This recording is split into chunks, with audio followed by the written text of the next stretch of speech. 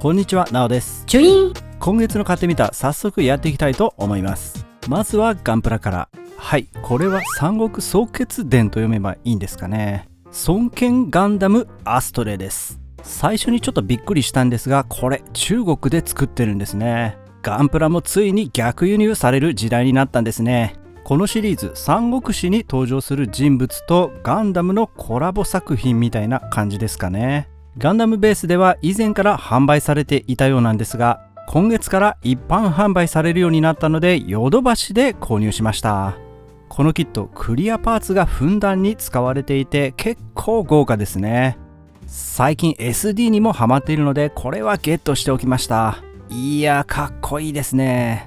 パーツ数も少ないのでサクッと組んで筆塗り塗装の練習なんかに使用するのもいいかもしれませんね。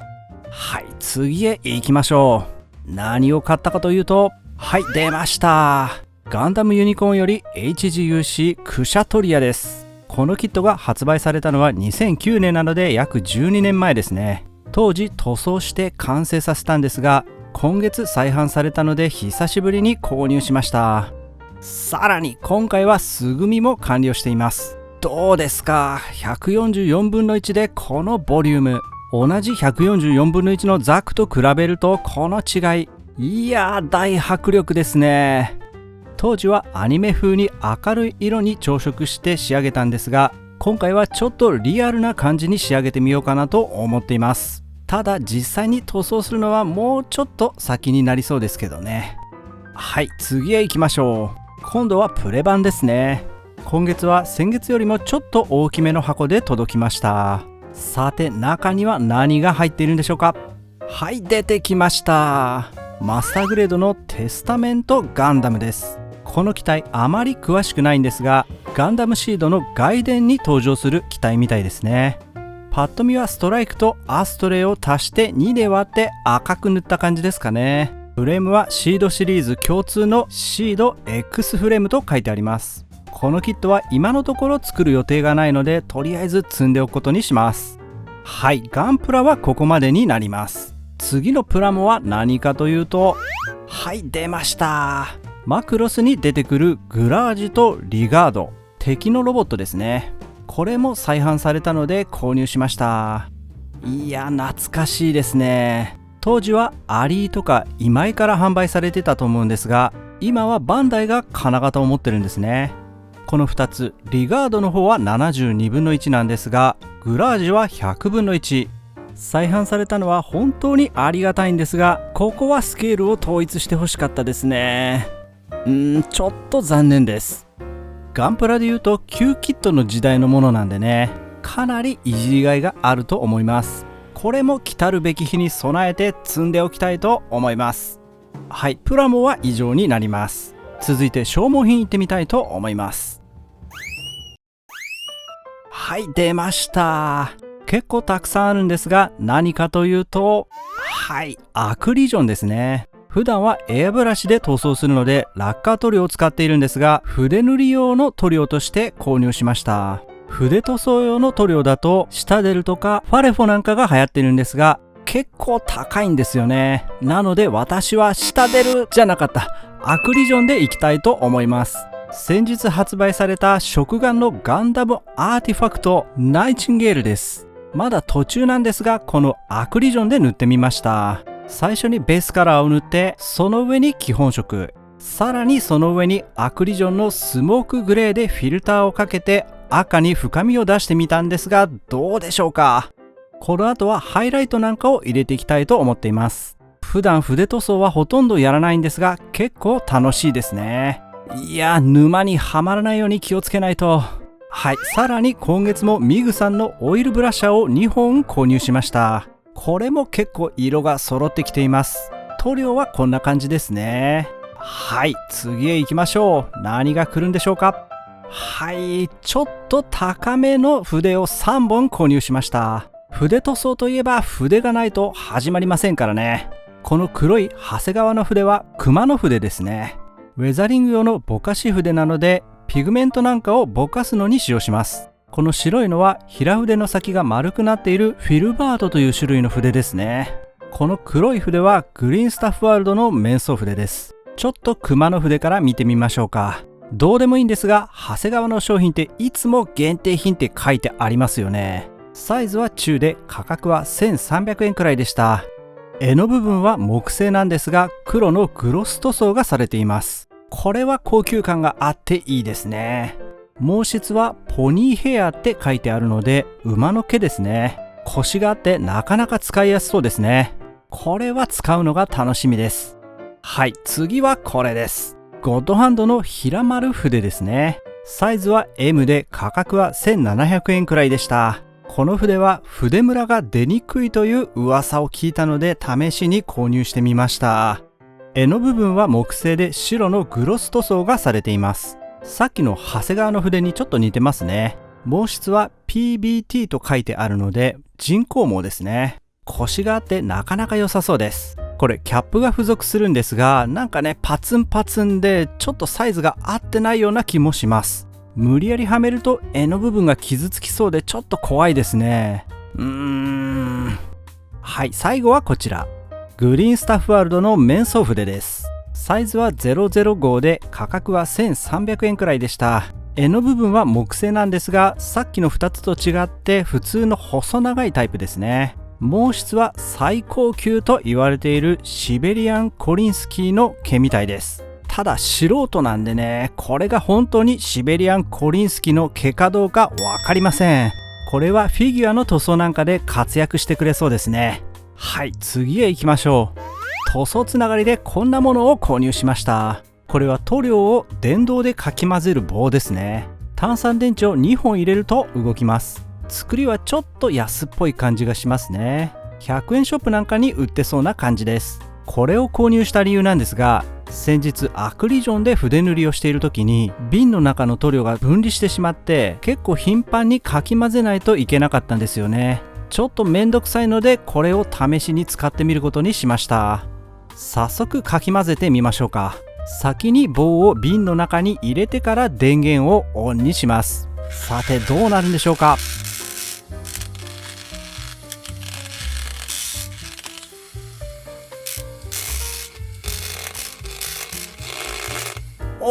なかなかいいですね。しかもあっという間に混ざりました。手でかき混ぜるより断然いいですね。ちょっと持ち上げたりしても塗料が飛び散ることもないので素晴らしいと思います。メタリックの塗料なんかは特に分離しやすいのでこれは便利ですね。お手入れはアクリルの場合だと専用のツールクリーナーを瓶に入れておいてこんな感じにすればいいみたいです。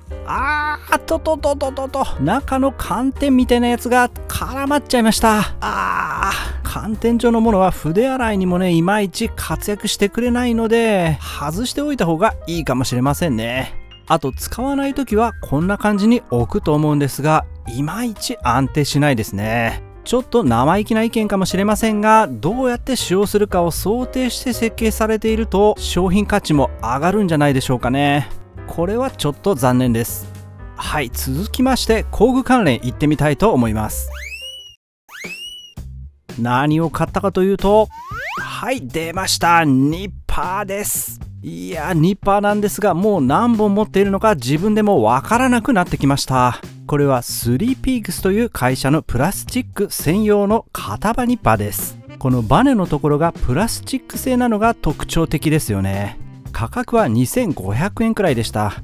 刃の形状は一見両刃に見えるんですがよく見ると片側がまな板になっています。片刃ですが刃が太いので耐久性はありそうですね。ちょっと試しに切ってみましょうか。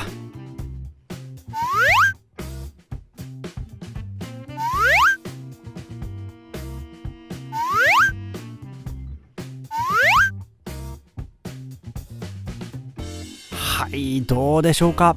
使ってみた感想なんですが切れ味はかなりいいですね。ただ切り方によっては綺麗に切れることもあるんですが刃が薄いタイプの片刃ニッパーと比べると切断面が白くなりがちですね。切れ味の良い片刃が欲しいけど刃が折れるのが怖いという方にはこれいいんじゃないでしょうか。値段も結構手頃ですよね。一つ残念な点なんですがプラスチック製のバネが邪魔でニッパースタンドにかけることができません。どこに置こうかな。はい、次へ行きましょうか。続いて購入したのはこちら、筆塗装用のセットですね。なんとなくなんですが、こんなのがあったら便利かなと思って試しに購入してみました。こんな感じに筆を置くパーツも入っています。上の穴は塗装中のパーツを持ち手につけて置いておく場所ですね。細い筆であれば筆置きにもなりますね。これは便利そうです。手前には塗料皿を置くスペースがあります。使い捨てのプラスチック皿が3枚付属してくるんですが、万年皿も問題なく置けますね。あとは筆を洗うための瓶が付属しています。蓋はプラスチック製なんですが、ちょっと安っぽいですね。気密性は全くなさそうです。これをね、この穴にセットしてセットしてあれこれ全然はまりませんね。マジか。これネット上でハマってる画像を見たんですけどね、いやどうなってるんでしょう。ただ幸いなことにガイアノーツの大きい瓶はぴったりはまります。ちょっと複雑な気分ではあるんですが、まあね、ちょっと使ってみたいと思います。はい、次へ行きましょう。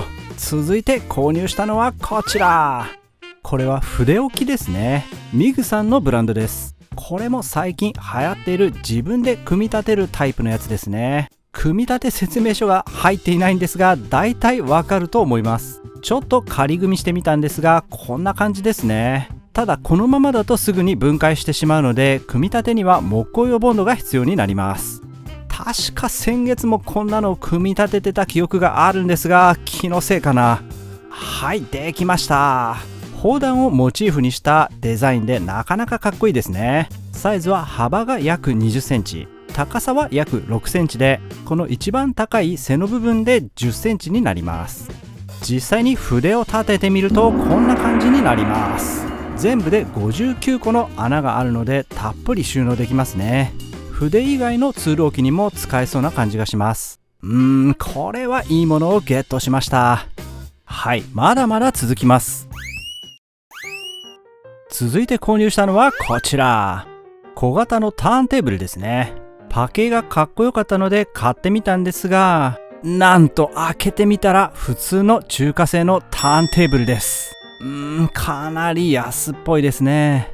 価格は3000円くらいしたんですが、これはちょっと嫌な予感がしますね。特徴としては電池以外に USB 給電で動かすことができます。いきなりなんですが、傷っぽいものもありますね。一番左のボタンで回転方向を変えることができます。真ん中のボタンを押すと回転速度を3段階で変えることができます。そして一番右のボタンを押すと数秒おきに右回転と左回転が自動で入れ替わります。なかなか多機能ですね。裏側にはゴム足がついていないので、回転の振動がテーブルに伝わらないかちょっと心配ですね。あと単4電池以外にリチウムイオン電池も入れることができるみたいです。これを使えば充電して使えるようになるんですね。なるほど。ちょっとスピードを見てみましょうか。まずは一番遅いモード、次に中速モード、最後に一番速いモードです。3つあるボタンのどれでもいいので長押しすると止まります。耐荷重は1キロまでなので、これくらいなら余裕で乗せられますね。作動音も測ってみましょう。まずは3段階のうちの一番遅いモード、だいたい43デシベル前後ですね。結構うるさいですね。振動がテーブルに伝わっているのも原因みたいです。柔らかいものの上に乗せてあげるとちょっと静かになりますね。はい、次に中速モードです。これは36デシベルくらいですね。はい、最後に一番速いモードです。これは37デシベルくらいですね。なるほど。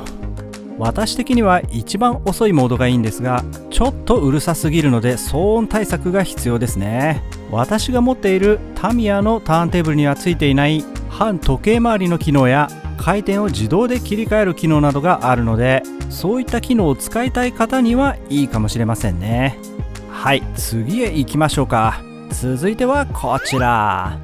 これは水転写式デカールを貼るときに便利なものみたいなんですが、ちょっと気になったので購入してみました。箱の中にはプラスチックのトレーとスポンジ、トレー本体にはこんな感じのギミックが仕込まれています。これは面白いですね。さらにデカールを台紙からカットするためのハサミも入っていました。ただちょっと安っぽい感じはしますね。ちょっと本体を組み立ててみます。このスポンジ結構柔らかくて気持ちいいですね。吸水力のあるタイプのスポンジみたいですね。これを本体にセットして水を注ぎます。あとそういえばピンセットも付属するみたいです。ただこれはちょっとおもちゃのピンセットみたいですね。確かうちの娘が同じようなのを持ってたような気がします。ただ今回はねレビューなんで一応これも使ってみることにします。付属のハサミでデカールをカットしてみたんですが、なんとこのハサミめちゃくちゃ切れ味がいいです。グリップはねちょっと安っぽい感じなんですが、なかなか使えますね。トレイを水に沈めてデカールをスポンジの上に置きます。そしてしっかりとデカールに水を含ませたらトレイを上げて作業するみたいです。なるほど、これはいいですね。私はデカールを水浴びさせずにトレイを上げた状態でスポンジの上にデカールを置いてみたんですが、これでも十分にデカールは水を吸ってくれますね。複数のデカールを置いておけるのでデカールをたくさん貼りたい時は時短になりそうですね。私はデカール時刻のバージョン系を組む機会が多いので、これは今後活躍してくれそうですね。いやー、いい商品をゲットできました。はい、すでにお腹いっぱいだと思うんですが、まだあるんですよ。何を買ったかというと、はい、出ました、ネロブース。いや、我が家にもついにネロブースがやってきました。これもレビューしたいと思うんですが、後日別の動画で行いたいと思います。お楽しみに。はい、この動画楽しんでいただけた場合は高評価ボタンかコメントを残していただけると嬉しいです。あとチャンネル登録もよろしくお願いいたします。